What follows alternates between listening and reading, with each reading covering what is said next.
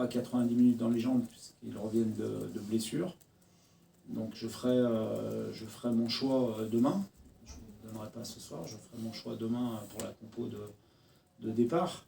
Et donc tous les joueurs qui sont à ma disposition et dans le groupe sont susceptibles de débuter demain. Mathias comme tous les autres. Samuel, UML, RTL.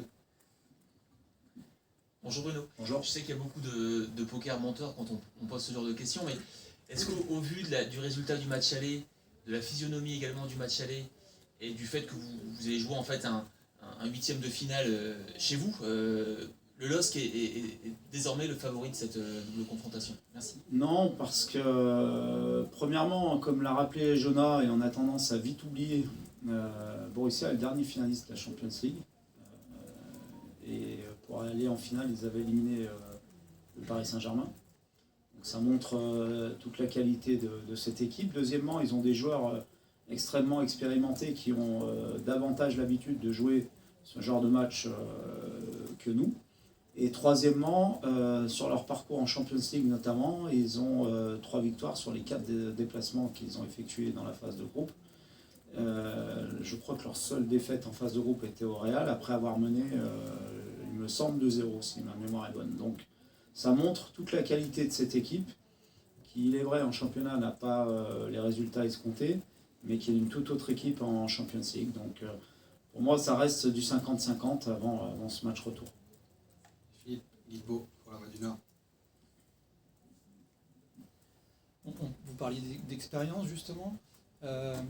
Qu'est-ce que vous apporte la vôtre sur ces matchs à élimination directe, sur la façon de les aborder et les ingrédients ou les petites choses qu'il ne faut pas oublier de mettre? Je pense que lorsque vous avez déjà vécu certaines situations, ça favorise, on parlait de sérénité, de calme, de lucidité, mais de motivation.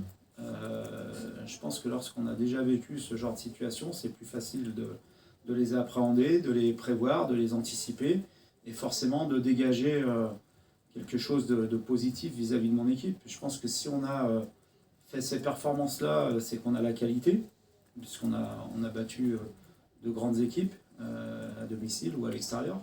Ça veut dire qu'on est capable de le faire. Donc il faut à la fois avoir confiance en notre équipe, confiance en nos moyens, tout en étant prudent, tout en faisant preuve d'humilité, de calme et de sérénité.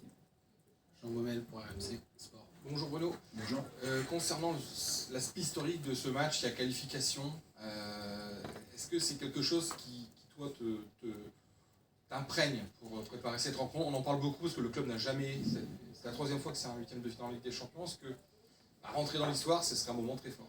C'est un des dangers qui nous guette, c'est de penser à ça avant de penser au match et au jeu.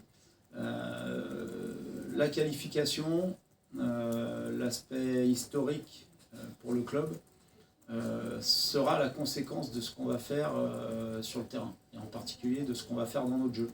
Et il ne faut pas inverser les choses, il ne faut pas qu'on ait à l'esprit qu'on peut rentrer dans l'histoire, que c'est un match peut-être le plus important pour le club, etc. Il faut simplement se concentrer sur ce qu'on a à faire pour atteindre cet objectif.